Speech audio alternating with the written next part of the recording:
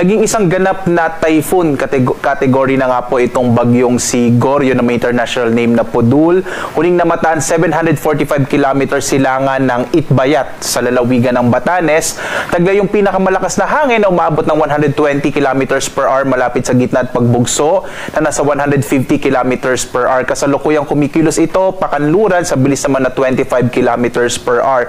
So lumakas nga po itong bagyong si Goryo at typhoon category na po. So ibig sabihin ng typhoon category natin kung ito ay tatama sa lupa ng Pilipinas hanggang signal number 4, yung pwede nating itaas na tropical cyclone wind signal. Pero sa ngayon, wala tayong nakataas na anumang tropical cyclone wind signal sa anumang bahagi ng ating bansa. At makikita nyo, wala pa rin direktang epekto ang bagyong Goryo sa anumang bahagi ng ating kapuluan. Kahit po yung habagat, hindi pa rin napapalakas ng bagyong Goryo.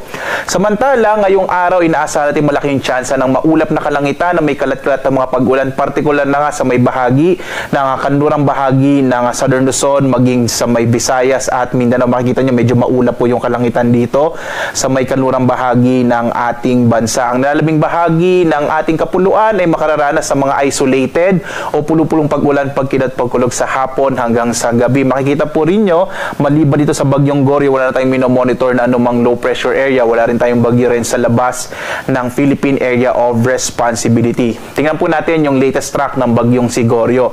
Makikita po natin sa latest track nitong bagyong si Goryo na posible nga na ito ay maglandfall bukas ng tanghali bandang sa area po ng Eastern Taiwan at lalabas naman ng Philippine Area of Responsibility bukas ng gabi. Sa ngayon, wala pa rin tayong nakataas sa tropical cyclone wind signal, pero kung magpapatuloy or kung magsa-southward pa yung movement ng bagyo or patuloy siyang lalakas, hindi natin inaalis yung posibilidad na magkaroon tayo ng tropical cyclone wind signal, partikular na sa may bahagi ng Batanes, dito sa may extreme northern Luzon. So posible po yon today or tomorrow, no? Pinakamaaga po ngayong araw, posibleng magtaas ng tropical cyclone wind signal kung mas lalapit pa itong bagyo or mas lalakas pa siya at maaaring mahagip nga ng trough nito yung extreme northern Luzon.